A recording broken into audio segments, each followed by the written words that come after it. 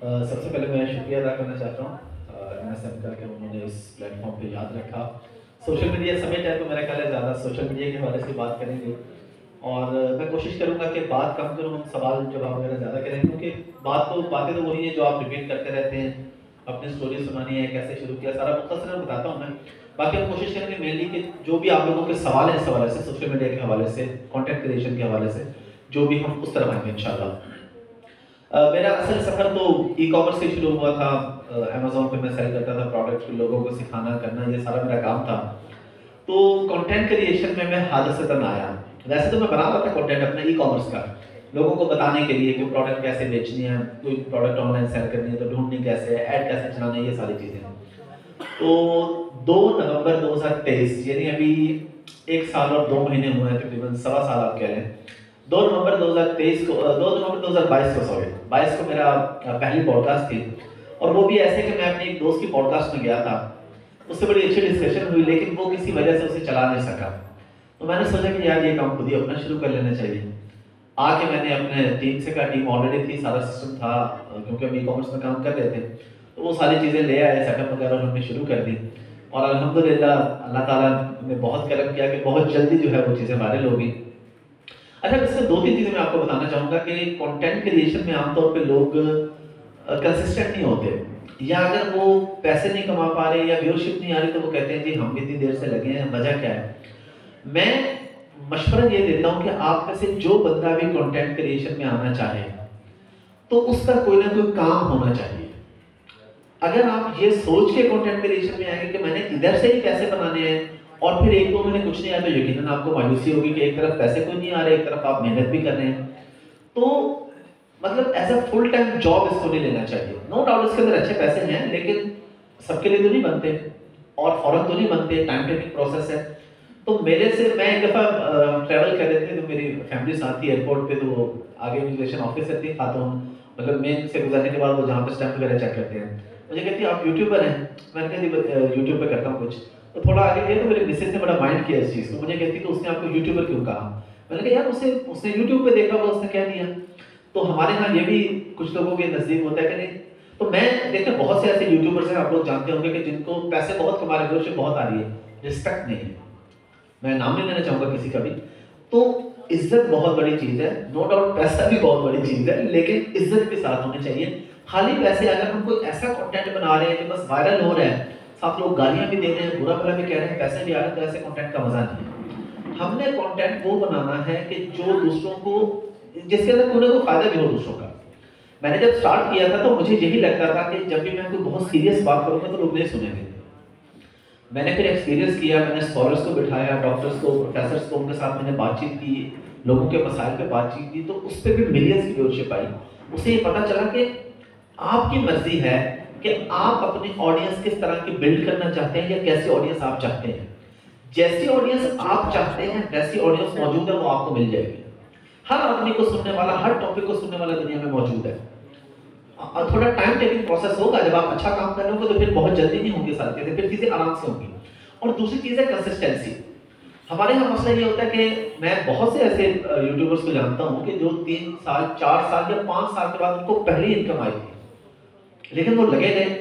आज हम जिस भी बंदे को देखते हैं कि यार इसके तो मिलियन फॉलोवर्स हैं या इसके इतने लाख सब्सक्राइबर हैं, वो रातों रात नहीं हुए। आखिर कोई दिन उसका भी था जब उसने स्टार्ट किया था और उसके पास 1 या 2 ही सब्सक्राइबर थे, 1 या 2 फॉलोवर्स थे, ऐसा ऐसा करके लोग उसके पास आए। हाँ, लेकिन ऐसी कोई हरकत नहीं करनी चाहिए जिससे आपको फॉलोवर्स तो आ जाए, सब्सक्राइबर तो आ जाए, लेकिन रिस्पेक्ट नहीं हो। तो जो बंदा भी कंसिस्टेंट रहा है ना सोशल मीडिया के अंदर, मैंने उस बंदे को पैसे कमाते देखा है। क्योंकि इवेंचुअली जब आप सोशल मीडिया पे होते हैं तो आपका कोई मकसद तो होता है ना कि आप कंटेंट डाल रहे हैं, या तो ठीक है आप वैल्यू दे रहे हैं, लोगों को 100% वैल्यू समझ आती है, लेकिन वैल्यू देने में भी आपकी कॉस्ट आ रही है। प्रोडक्शन की कॉस्ट है, प्री प्रोडक्शन है, पोस्ट प्रोडक्शन है, फिर आपका कोई बंदा एसईओ पे काम कर रहा है, एक अच्छी खासी टीम होती है, अच्छी खासी कॉस्ट आती है।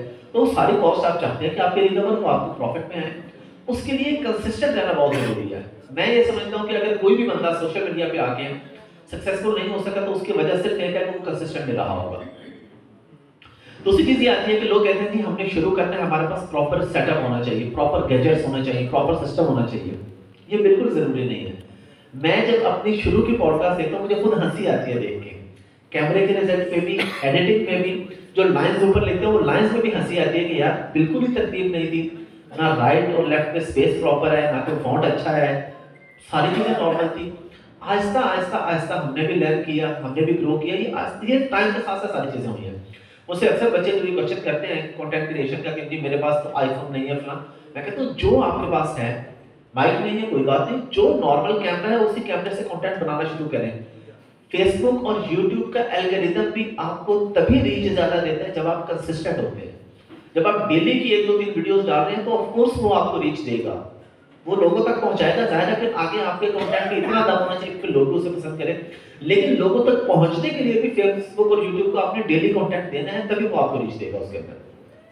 तो जिस तरह के आपके पास गैजेट्स हैं, जो कुछ है उससे स्टार्ट करें और उसमें कोई ना कोई मकसद के साथ शामिल होना चाहिए। जैसे मैंने पहले बात की, बहुत से हमारे ऐसे यूट्यूबर हैं जो पैसा तो कमा रहे हैं, व्यूअरशिप वाले, लेकिन मकसद कोई नहीं है, बस डेली की कोई ना कोई रूटीन दिखा दियो। कोई एक भी मकसद हो ना, डेली रूटीन में भी अगर कोई मकसद है साहब, कभी कोई ना कोई अच्छी बात है, कोई अच्छी बात पहुंचाई जा रही है। मैं एक कोशिश जरूर करता हूँ, शायद आप में से बहुत से लोगों को आइडिया ना हुआ उस चीज का, और यहाँ पे क्योंकि ज्यादा आप लोग सोशल मीडिया के मौजूद है तो मैं आपको मैसेज देने के लिए कर रहा हूँ।